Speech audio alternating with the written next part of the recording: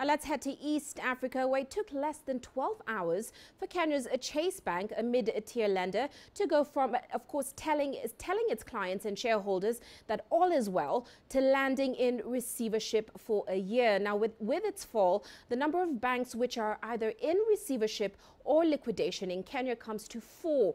All of this has happened since Dr. Patrick Njoroge, who took over as governor of the central bank, when CCTV's Ramah Nyang spoke to the CEO of the Banks Association about this. He asked why the central bank would not have been able to save Chase Bank as a lender of last resort. When the withdrawal goes to levels where the bank is not able to meet its obligations to the clearinghouse by the end of day, and it can't get borrowing, because the interbank market should be open for it to be able to borrow. If they can't be able to borrow from the interbank, then even extending accommodation for that night will not help, because of the fact that the next day, same thing will continue. So in order to avert a run on the bank, which then affects the depositors, central bank then takes the decision to close it at that point in time. So in short, if the central bank did act as a lender of last resort, it would essentially be throwing taxpayers' money into a black hole. You will not have solved the problem, because if you lend them, for example, overnight to clear the day's obligation, and then the next day more depositors are coming to withdraw their deposit, then they'll have to continuously get to the window, and at the end of the day you're not helping the institution. The best thing is to actually stop it from proceeding, sort out the issue, and then reopen the bank after it has settled. Okay, let's wrap this up. As a sector, as bankers, all 40+ members of your organization, you're facing a confidence crisis. I know, for example, that Equity Bank's holding an investors conference call on the 8th of April at about 11 in the morning. Is this perhaps the trigger for you guys as banks to then sit down and say, okay, we need to consolidate, because clearly there's a liquidity problem on the lower end of the market, tier 2, tier 3 banks, in order to essentially get ahead of this crisis and nip it off in the bud?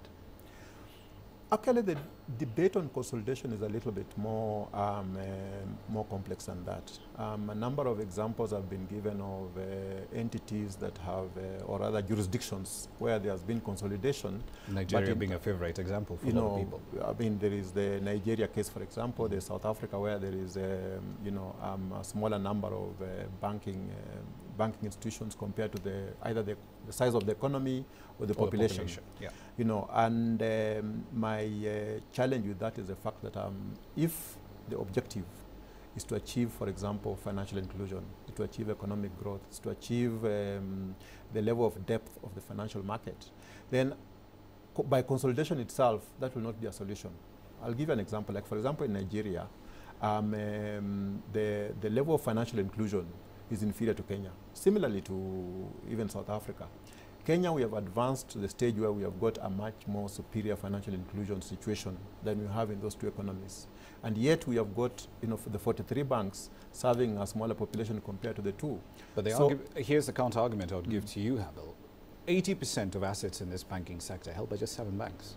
Right? So about 20% is essentially being struggled or fought over, if you will, whichever choice you want, or word you want to apply there, by the remaining 30+.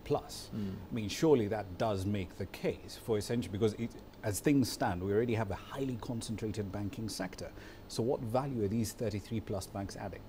But the critical thing is the fact that those specific 33+ banks are serving specific sectors of the economy. They have got their niche market which they are serving, and those particular niche markets are not being served by the large banks.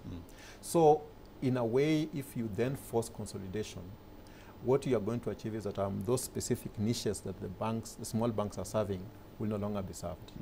There is also the other problem, by the way. In the developed markets, one of the challenges they are having now is the so-called too big to fail challenge.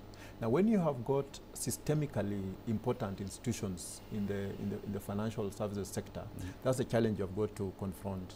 And currently, I don't think we are well placed to be able to handle that kind of a problem compared to the problem we have right now. Systemically important financial institutions are a challenge even for the regulator to be able to manage.